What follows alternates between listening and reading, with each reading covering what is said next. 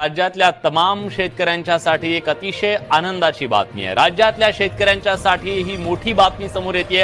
नमो शेतकरी महासन्मान निधी योजनेच्या हप्त्याला मंजुरी देण्यात आली असून आज शेतकऱ्यांसाठी मोठी अपडेट समोर आली आहे। नमो शेतकरी आणि प्रधानमंत्री किसान योजनेचा डबल हप्ता एकाच वेळी जमा होणार असल्याची चर्चा सुरू आहे। पण यामागचं सत्य काय आहे ते जाणून घ्या। नमो शेतकरी आणि प्रधानमंत्री किसान सन्मान निधी योजनेबाबत मोठी अपडेट समोर आली आहे। अनेक जिल्ह्यांमध्ये 4,000 रुपये जमा होणार असल्याची चर्चा सुरू आहे। 2,000 रुपये प्रधानमंत्री किसान योजनेतून आणि 2,000 रुपये नमो शेतकरी योजनेतून असे एकूण 4,000 रुपये शेतकऱ्यांच्या खात्यात जमा होऊ शकतात। प्रधानमंत्री किसान योजनेअंतर्गत पात्र शेतकऱ्यांना दरवर्षी 6,000 रुपये 3 हप्त्यांमध्ये दिले जातात। त्याचप्रमाणे राज्य शासनाच्या नमो शेतकरी योजनेतून देखील 6,000 रुपयांची आर्थिक मदत दिली जाते। जर दोन्ही योजनेचे हप्ते एकाच कालावधीत मंजूर झाले तर शेतकऱ्यांच्या खात्यात एकाच वेळी 4,000 रुपये जमा होतात। मात्र शेतकऱ्यांनी लक्षात ठेवावे की अधिकृत शासन निर्णय म्हणजेच GR जारी झाल्यानंतरच निधी वितरित केला जातो। सोशल मीडियावर फिरणाऱ्या प्रत्येक संदेशावर विश्वास ठेवू नये। अधिकृत माहिती तपासण्यासाठी प्रधानमंत्री किसान पोर्टल किंवा राज्य शासनाची अधिकृत वेबसाईट तपासावी। जर तुमच्या खात्यात पैसे आले नसतील तर KYC पूर्ण आहे का, आधार क्रमांक बँक खात्याशी लिंक आहे का, तसेच NPCI मॅपिंग योग्य आहे का हे तपासणे आवश्यक आहे। काही वेळा तांत्रिक कारणांमुळे हप्ते टप्प्याटप्प्याने जमा होतात। अधिकृत घोषणा झाल्यास पात्र शेतकऱ्यांच्या खात्यात निधी थेट DBT पद्धतीने जमा केला जाईल।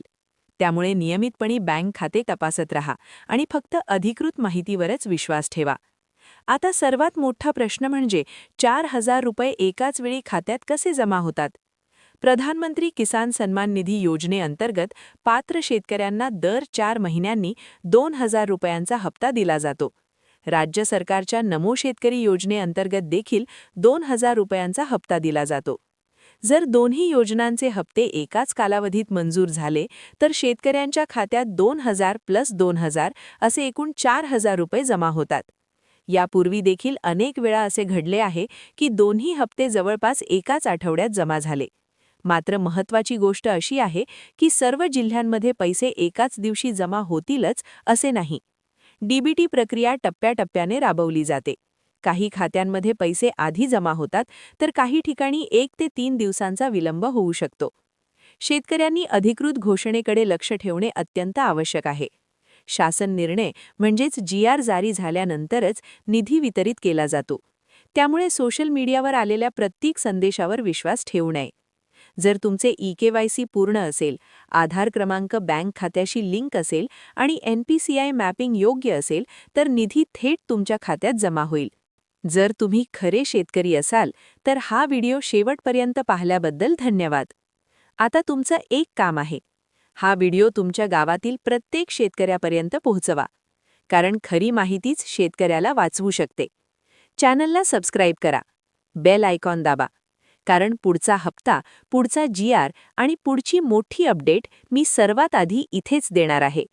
जय जवान, जय किसान।